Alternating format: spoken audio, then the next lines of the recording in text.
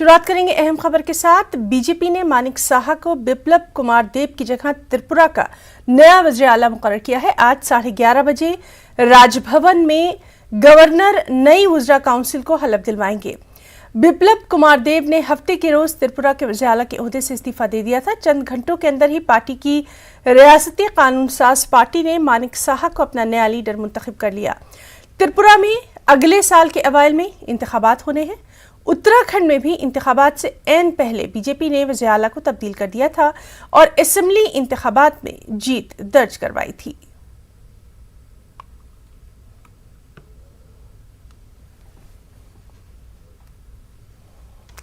तो कल जिस तरह से शाम को एक नई चीज देखने में मिली, त्रिपुरा से अचानक ये खबर आई कि वहां के जो वज़ीर आला थे, साबिक़ वज़ीर आला बिप्लब कुमार देब ने अपना इस्तीफा जो है वो दे दिया है और चंद घंटों के अंदर ही पार्टी की रियासती कानून साज पार्टी ने मानिक साहा को अपना नया लीडर मुंतखब कर लिया था। आपको बताएं कि त्रिपुरा में अगले साल के अवाइल में इलेक्शन होना है और इसी को देखते हुए ये जो वहां पर नई तब्दीली की गई है, इसके कई मायने निकाले जा रहे हैं। सीधे रुख करेंगे अगरतला का। हमारे साथ मौजूद है हमारे साथी काजल केरी। काजल, आपसे जानना चाहेंगे जो नए सीएम हैं कब तक वो अपने ओहदे का हलफ लेंगे, क्या कुछ वहां पर नई अपडेट? आज 11:30 बजे उनका शपथ ग्रहण है राजभवन पे और उसके बाद उनके साथ और कुछ मिनिस्टर भी शपथ ले सकते हैं। लेकिन कल जो बिप्लब जी का रेजिग्नेशन के बाद थोड़ा सा यहाँ का जो राजनीतिक सिचुएशन है थोड़ा सा टेंस है, क्योंकि बीजेपी बहुत ऐसे विधायक हैं जो बीजेपी का इस प्रस्ताव से नाराजगी जाहिर किए हैं कल। तो अभी देखा जाएगा 11:30 बजे जो शपथ ग्रहण है इसमें कितना बीजेपी का एमएलए जो लोग है कल जो नाराजगी जाहिर किए थे ये लोग प्रेजेंट रहते हैं कि नहीं। जी काजल, आपसे ये भी जानना चाहेंगे, जिस तरह से आप बता रहे हैं कि पार्टी के अंदर ही जो है कुछ ना कुछ सेटिस्फैक्शन नहीं देखा जा रहा है, लेकिन आगे इलेक्शंस भी आने हैं, उसको देखते हुए इस तरह के डेवलपमेंट को क्या किस नजर से वहां पर देख रहे हैं? राजनीतिक विशेषज्ञ है, उन लोगों को कहना है ये इलेक्शन और ज्यादा दिन बाकी नहीं है। इस बीच में इस तरह का जो डिसीजन लिया गया है बीजेपी की तरफ से वो एक बहुत सोचे समझे ब्लूप्रिंट है कि इलेक्शन किसी भी तरह त्रिपुरा को बीजेपी हाथ से जाने नहीं देना चाहते हैं। तो ऐसा भी कुछ हो सकता है, नहीं तो बिप्लब देब का जो फॉलोअर्स है त्रिपुरा में वो बहुत एक पॉपुलर सीएम के रूप में यहाँ पे 4 साल बिताए हैं। तो ऐसा बोला जाता है कि कुछ राजनीतिक जी बिल्कुल काजल, तो वहां के हालात पर नजर बनी हुई है। बहुत बहुत शुक्रिया आपका तमाम तर तफसीलात के लिए। अहम खबर राजस्थान से। राजस्थान के उदयपुर में कांग्रेस के 3 रोजा नव संकल्प के चिंतन शिविर का आज आखिरी दिन है। कल की मीटिंग में कई अहम मसाइल पर बातचीत की गई। कभी सोनिया गांधी तो कभी प्रियंका गांधी और कभी राहुल गांधी को पार्टी सदर बनाने की मांग उठी। जराये के मुताबिक चिंतन शिविर में 23G के तमाम लीडरों जैसे गुलाम नबी आज़ाद, कपिल सिब्बल, आनंद शर्मा, शशि थरूर और मनीष तिवारी को मदऊ किया गया था। ये कांग्रेस के लिए बड़ी राहत की खबर है, क्योंकि कांग्रेस क़यादत के सामने सबसे बड़ा चैलेंज यही है कि अपने ही नाराज सीनियर लीडरों को आखिर मनाया कैसे जाए। वाज़ेह रहे कि जुमे के रोज चिंतन शिविर की शुरुआत करते हुए पार्टी सदर सोनिया गांधी ने 2 टूक अल्फाज में कहा था कि तंजीम के सामने बड़ी मुश्किल दरपेश है, हमें इस्लाहात और हिकमत अमली में तब्दीली की अशद ज़रूरत है। उन्होंने कहा था कि गैर मामूली हालात का सामना गैर मामूली तरीक़ों से ही किया जा सकता है। इसमें जो हालात बने हुए हैं उन हालातों पर चर्चा हो रही है। आर्थिक मामलों की जिस समिति का मैं सदस्य हूं, वहां पर सब डेलीगेट्स कह रहे हैं कि महंगाई, बेरोजगारी, अर्थव्यवस्था बिल्कुल चौपट हो गई है और उसको संभालने का कोई सरकार ने अभी तक कोई ऐसा इंटेंशन प्रकट नहीं करी है। और कोई भाजपा का नेता खड़ा होकर ये बोलने को तैयार नहीं है कि महंगाई कब तक कम करेंगे, रोजगार दोबारा कैसे चालू होंगे, निवेश कैसे होगा। तो सिर्फ भ्रमित कर लोगों को आगे बढ़ाया जा रहा है। हम लोग एक बेहतर वैकल्पिक व्यवस्था देने की बात कर रहे हैं और उसी रोड मैप पर चर्चा हमारी समिति कर रही है। अलग अलग समिति की रिपोर्ट्स कल दिन में बन जाएंगी और कांग्रेस का जो खाका है हमारी पार्टी का वो वर्किंग कमेटी से मोहर लगाएगी और कल दोपहर बाद सब सामने आएगा। सोनिया जी ने जो कहा कल, उन्होंने बिल्कुल सही बात बोली है। आज हम सिर्फ 2 राज्यों में हमारी सरकारें हैं। अब आने वाले समय में जो चुनौती हमका सामना करने के लिए हर व्यक्ति को एक कलेक्टिव लीडरशिप दिखानी पड़ेगी और मिलकर काम करना पड़ेगा। और हम सब चाहते हैं कि आने वाले विधानसभा और 2024 का लोकसभा, वहाँ पर हम जनता का विश्वास जीत सकें। उसके लिए जिसको जो भी त्याग और समर्पण करना है सब करने को तैयार हैं। जहाँ तक आपने कहा कि युवाओं को महत्व देने की बात है, ये विषय इस पर चर्चा हो रही है कि कैसे युवाओं की भागीदारी, SC, ST, महिला, दलित, OBC, इन सब लोगों को कैसे हम और प्रमुख रूप से राजनीति में अपनी पार्टी के अंदर जगह दें, उनका महत्व को और बढ़ाएं। और मुझे लगता है इस पर सहमति बन रही है, कल तक इस पर निर्णय लें। और चलिए सीधे रुख करेंगे उदयपुर का। हमारे साथ मौजूद है हमारे साथी रवि सिसोदिया। रवि, जिस तरह से ये चिंतन शिविर देखा जा रहा है, 2 अहम यहाँ पर चैलेंज रहे कांग्रेस के लिए। एक तो ये कि अपने सीनियर लीडर्स को जो नाराज चल रहे हैं उनको किस तरह से बनाया जाए, और आगे जो और स्टेट्स में इलेक्शन होना है उसके लिए रोड मैप तैयार किया जाए। किस तरह से देखेंगे आप इन तमाम चीजों को? बिल्कुल, देखिए अब से कुछ देर के बाद कांग्रेस वर्किंग कमेटी की बैठक शुरू होने वाली है और सूत्र ऐसा बता रहे हैं कि बहुत से ऐसे मसले हैं जिन पे सहमति बन चुकी है। कार्यकाल को लेकर सहमति बन चुकी है कि जो कार्यकाल होगा संगठन वो 5 वर्षों का होगा। अध्यक्ष को लेकर जहां बात की जा रही है, हालांकि सोनिया गांधी अध्यक्ष अभी हैं और आने वाले दिनों में चुनाव होने वाले, उसके बाद ही कांग्रेस का नया अध्यक्ष कौन होगा उस पर मुहर लगेगी। कांग्रेस वर्किंग कमेटी के सामने जो 6 कमेटी बनाई गई थी, उन 6 कमेटी के जो सुझाव है उस पर चर्चा होनी है, उसका मुहर लगेगी। जो सबसे अहम बात सामने आई, जिसमें कहा जाता है कि संगठन में करीब 50% युवाओं को मौका दिया जाए। 50% युवाओं से मतलब था कि जो जिनकी उम्र 35 से 50 साल के बीच में होगी उनको मौका दिया जाए। तो संगठन के स्तर पर बात की जा रही है। जहां तक रोडमैप की बात है तो कहा जा रहा है कि राहुल गांधी के लिए एक रोडमैप तैयार किया गया कि कश्मीर से कन्याकुमारी तक का सफर वो तय करें, चाहे रोड के थ्रू हो, बस से सफर करें, ट्रेन से सफर करें या फिर पद यात्रा करें। तो कई रोडमैप तैयार किए, कई सुझाव दिए गए हैं। उन सुझावों पर मुहर लगाने के लिए करीब 11:30 बजे से कांग्रेस वर्किंग कमेटी की बैठक होगी और उसी बैठक में जो 6 कमेटी बनाई गई थी उन कमेटी की तरफ से जो सुझाव दिए गए उस पर अंतिम मुहर लगेगी। जी ना जी रवि, आपसे ये भी हम जानना चाहेंगे कि जिस तरह से कांग्रेस में लगातार प्रेसिडेंट को लेकर भी बात होती रही है, कई नाम जो हैं वो सामने आते रहे हैं, क्या उस पर भी यहाँ पर बात हुई है? क्योंकि काफी अहम मुद्दा रहा है और लगातार दूसरी जो पॉलिटिकल पार्टीज हैं वो इसी मामले को लेकर कांग्रेस को निशाना भी बनाती रही हैं। बिल्कुल, देखिए चिंतन शिविर का आखिरी दिन है। इससे पहले कांग्रेस के कई ऐसे सदस्य थे जिनकी तरफ से मांग की जाती थी कि राहुल गांधी को अध्यक्ष बना दिया जाना चाहिए। कल अहम दिन था। कल के दिन अगर बात करें तो कल पंजाब के एक नेता, क्षमा कीजिएगा, उत्तर प्रदेश के एक नेता हैं प्रमोद कृष्ण, उन्होंने मांग की कि अगर राहुल गांधी अध्यक्ष नहीं बनना चाहते हैं तो ऐसे में प्रियंका गांधी को कमान दे देनी चाहिए। हालांकि ये तय माना जा रहा है कि राहुल गांधी ही अध्यक्ष होंगे, क्योंकि जिस तरह से सभी लोगों का समर्थन उनके पास था और जब उन्होंने अध्यक्ष पर ठुकराया था तो उस दौरान उन्होंने एक बात कही थी कि अकाउंटेबिलिटी फिक्स हो। और एक अहम मसला है, इस मसले को लेकर सुझाव दिए गए। जो संगठन के लिए कमेटी बनाई गई थी उसमें सुझाव दिया गया है कि अगर आप किसी का टेन्योर फिक्स करते हैं कि किसी कार्यकाल अगर 5 साल का होता है तो ऐसे में जिम्मेवारी फिक्स करनी पड़ेगी। 5 राज्यों में जो चुनाव हुए थे, जिस तरह से कांग्रेस की करारी हार हुई थी उस पर भी चर्चा हुई और ये भी कहा गया कि उस पर किसी ने जिम्मेवारी नहीं ली, किसी ने अकाउंटेबिलिटी फिक्स नहीं की गई। तो ऐसे में चुनाव में अगर हार होती है तो उसकी अकाउंटेबिलिटी कौन फिक्स होगा, जिम्मेवारी किसको लेनी चाहिए, संगठन में कार्यकाल कितना होना चाहिए, युवाओं को अधिक से अधिक भागीदारी दी जानी चाहिए। और जो सबसे अहम बात कही जा रही थी वो ये कही जा रही थी कि कूलिंग पीरियड को लेकर कि कोई भी एक पद पे 5 साल से अधिक न रहे। अगर किसी ने 5 साल तक संगठन में काम कर लिया तो 3 साल तक उसको संगठन में कोई जगह नहीं मिलेगी। उम्र की जहां तक बात की जाए तो अहम जानकारी ये भी मिल रही है कि उम्र को लेकर कहा जा रहा है कि 70 वर्ष से जो ऊपर होंगे जी उनको चुनाव लड़ने के लिए वरीयता नहीं दी जाएगी। हालांकि उनका ट्रैक रिकॉर्ड अच्छा रहा होगा और वहां पे पॉपुलर होंगे तो ऐसे भी उनको टिकट दी जा सकती है। जी, तो आज दोपहर बाद बहुत सारी चीजें जो हैं वो क्लियर हो जाएंगी। बहुत बहुत शुक्रिया रवि सिसोदिया आपका तमाम तर तफसीली जानकारी के लिए। वहीं आज से गुजरात बीजेपी का 2 रोजा चिंतन शिविर है। असेंबली इंतखाबात से पहले हुकूमत और पार्टी के कामकाज का यहाँ जायजा लिया जाएगा। इसके साथ अहम इंतखाबी कामों की जिम्मेदारी भी तय की जाएगी। मरकजी वज़रा अमित शाह और भूपेंद्र यादव इसमें शिरकत करेंगे। हार्दिक पटेल समेत कांग्रेस के मेंबरान असेंबली बीजेपी में शामिल होने पर भी इसमें फैसला किया जा सकता है। आज शुरू होने वाले बीजेपी के चिंतन शिविर में असेंबली इंतखाबात की हिकमत अमली पर भी तबादला ख्याल किया जाएगा।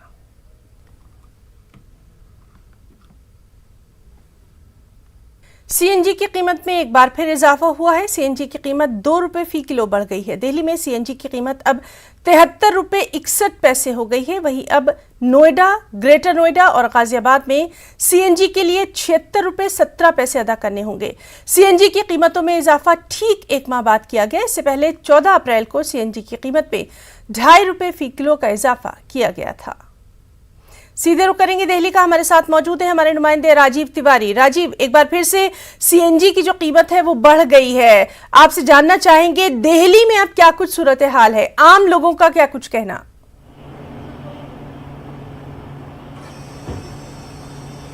बिल्कुल, अगर देखा जाए तो आज सुबह 6 बजे से जो है सीएनजी के जो दाम है उसमें 2 रुपए का इजाफा हुआ है। प्रति किलो 2 रुपए बढ़ गए हैं। मतलब अब दिल्ली में जो है सीएनजी 73 रुपए 61 पैसे प्रति किलो मिल रही है। और देखा जाए तो जो पहले पिछली बार जब दाम बढ़ा था तो लोग जो सवार, सबसे बड़ी बात है कि ज्यादातर दिल्ली की जो सवारी है या दिल्ली एनसीआर की जो सवारी है वो ऑटो रिक्शा में ये ट्रेवल करती है। तो ऐसे में जो ऑटो रिक्शा चालक है उनको भी बड़ी परेशानी होती है, क्योंकि सीएनजी का दाम बढ़ गया है तो उनको दाम बढ़ाना पड़ता है, पैसेंजर के ऊपर भी भारी पड़ती है। तो आज फिर जो दाम बढ़ा है तो मैं यहाँ पे हूँ एक सीएनजी पंप पे, मैं बात करना चाहेंगे। सरदार जी, अगर आज 2 रुपए प्रति किलो बढ़ गया और पहले भी जब आप लोग दाम बढ़ा था तो आप लोगों ने किराया बढ़ाया था, तो फिर दाम बढ़ाना पड़ेगा आप लोगों को। अभी बढ़ा के सवारी दे कहाँ रही है, सवारी देती नहीं, पैसे पुराने रेट पे देती है सवारी। और ये जो बढ़ा है 1 महीने में फिर बढ़े, पिछले 14 अप्रैल को 2.5 रुपए बढ़ा था, फिर आज 2 रुपए बढ़ गया। तो सर जी हम तो सवारी से मांगते हैं 10-20 रुपए फालतू, मगर सवारी देती नहीं है पैसे। लगातार बढ़ता जा रहा है, इस पे क्या कहना चाहिए? अब इस पे हम तो ये कहते हैं कि मुख्यमंत्री को कुछ इसके बारे में सोचना चाहिए। पब्लिक के बारे में पब्लिक बहुत परेशान हो रही है। पब्लिक आप बताइए भैया, आप ऑटो रिक्शा आप भी करते हैं? हम ही जाते हैं। अब बताइए 2 रुपया बढ़ गया आज, बहुत ज्यादा बढ़ रहा है, हम लोग को बहुत परेशानी हो रही है। कस्टमर पैसे राजी होते नहीं है। कस्टमर को तो भैया यहाँ तो मैम मीटर से कहाँ चलेंगे हम लोग, इतनी महंगाई सीएनजी हो चुकी है, हम लोग मीटर से कहाँ चल पाएंगे बताइए। 10 रुपये एक्स्ट्रा मांगते हैं तो वो भी नहीं, हम नहीं देंगे, कंप्लेन करेंगे। कंप्लेन कीजिए, आप लोग क्या करते हैं हम लोग। आप बताइए भैया, आप भी ऑटो रिक्शा चलाते हैं? बहुत परेशानी हो रही है। और अगर इस तरीके से 2-2 रुपए बढ़ते रहेंगे तो आने वाले टाइम में हमें नहीं लगता ऑटो रिक्शा चलेगा अब सड़क पर। ये तो हमारी बस रोजी रोटी की नौबत आ रही है, खत्म होने वाली है ऐसा लग रहा है। तो यहाँ पे जो लोग हैं इन लोग का कहना है कि जो है 2 रुपया जो बढ़ा है ये बहुत आने वाले समय में दिक्कत होगी, और यही स्थिति रही तो ऑटो रिक्शा चलाना भारी पड़ेगा दिल्ली में। तो यही स्थिति एनसीआर की भी है, एनसीआर में भी इजाफा हो गया है।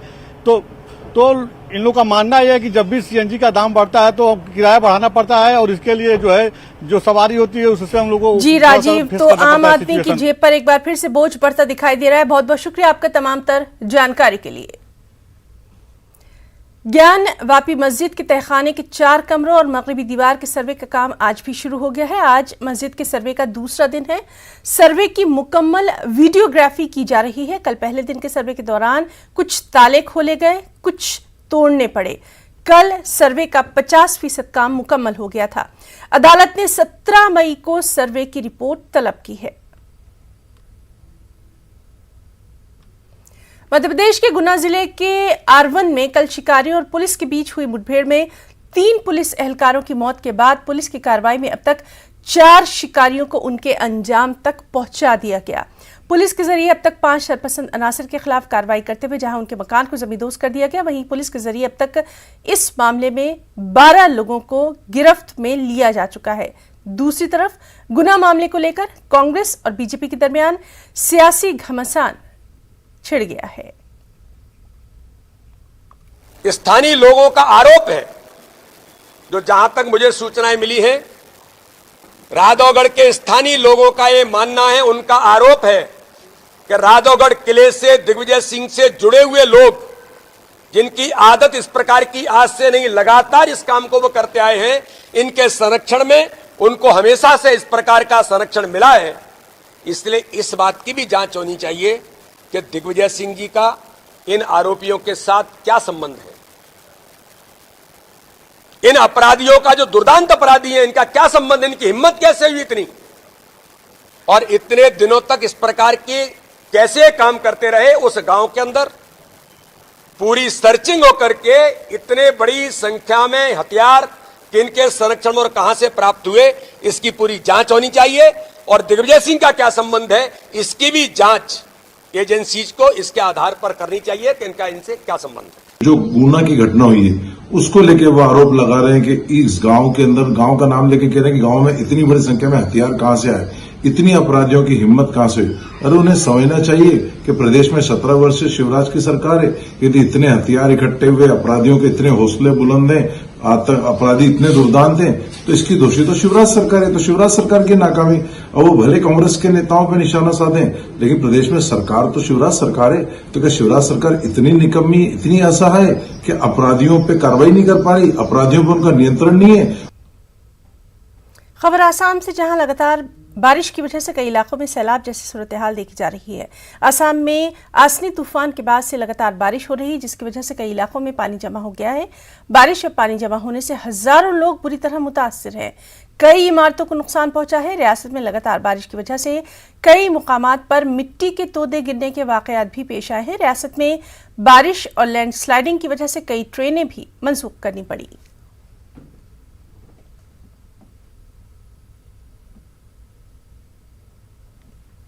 खेलों की दुनिया से एक अफसोसनाक खबर, साबिक ऑस्ट्रेलियाई क्रिकेटर एंड्रयू साइमंड्स नहीं रहे। एक कार हादसे में उनकी मौत हो गई और क्रिकेट शायकीन में गम की लहर है। एंड्रयू साइमंड्स का शानदार करियर रहा है। पेश है ये रिपोर्ट। उन्होंने 198 वनडे मैचों में 5088 रन बनाए हैं। इस दौरान साइमंड्स ने 6 सेंचुरियां और 30 निस्फ सेंचुरियां स्कोर की हैं। उन्होंने इस फॉर्मेट में ऑलराउंडर कारकर्दगी का मुजाहरा करते हुए 133 विकेटें भी हासिल की हैं। उन्होंने 26 टेस्ट मैचों में 1462 रन बनाने के साथ साथ 24 विकेटें भी अपने नाम कर रखी हैं।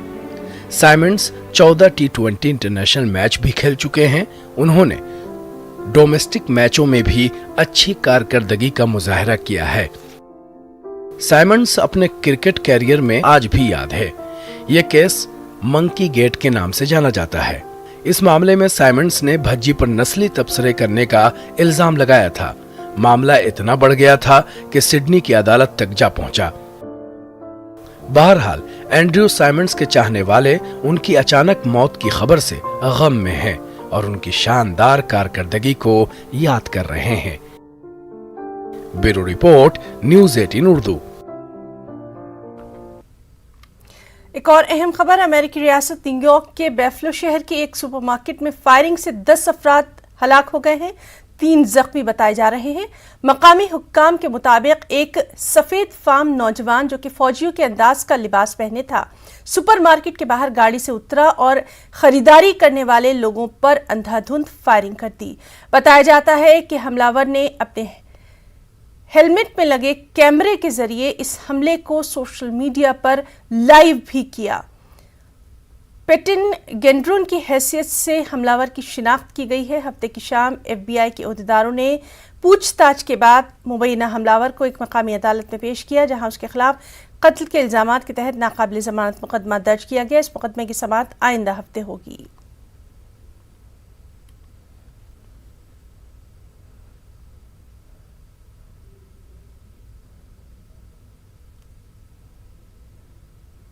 Mark my words, we'll be aggressive in our pursuit of anyone who subscribes to the ideals professed by other white supremacists and how there's a feeding frenzy on social media platforms where hate festers more hate. That has to stop. These outlets must be more vigilant in monitoring social media content. And certainly the fact that this act of barbarism, this execution of innocent human beings could be live streamed on social media platforms and not taken down within a second. शुमाली कोरिया में corona के मामलों में गैर मामूली इजाफा देखा जा रहा है। गुज़िश्ता 3 दिनों के दौरान 8,20,000 से ज्यादा नए कोरोना के मामले सामने आए हैं। इसी अरसे में 42 अफराद की कोरोना से मौत की खबर है। कोरोना के बढ़ते हुए मामलों के पेश नजर अब वहां सख्त लॉकडाउन नाफिज कर दिया गया है। साथ ही शुमाली कोरिया के सदर किम जोंग उन ने मुल्क भर में मौजूदा सनती इदारों समेत दीगर तमाम महकमों को बंद रखने के अहकामात जारी कर दिए हैं। इसके अलावा आवाम को घरों से बाहर न निकलने की हिदायत भी सख्ती से जारी कर दी गई है। रूस और यूक्रेन के दरमियान 2.5 महीने से भी ज्यादा अरसे से जारी जंग में यूक्रेन के दूसरे बड़े शहर खार्किव से रूसी फौज इनखला करने पर मजबूर हो गए हैं। यूक्रेनी फौजी अहदेदारों के मुताबिक खार्किव में यूक्रेनी फौज की जानिब से मजामत के दौरान कई रूसी फौजी हलाक हुए। खार्किव के करीबी देहात से कम 41 रूसी फौजियों की लाशें बरामद हुई, जिनको कोल्ड स्टोरेज में महफूज किया जा रहा है। फॉरेंसिक एक्सपर्ट के मुताबिक इन लाशों की शिनाख्त की जा रही है ताकि हलाकतों की तादाद का तयन किया जा सके। यहाँ ये बात काबिल जिक्र है कि रूस और यूक्रेन के दरमियान 24 फरवरी से जारी हमलों में अब तक लाखों यूक्रेनी बाशिंदे नकल मकानी करने पर मजबूर हुए हैं। दोनों मालिक के कई फौजी एहलकार भी हलाक हो चुके हैं।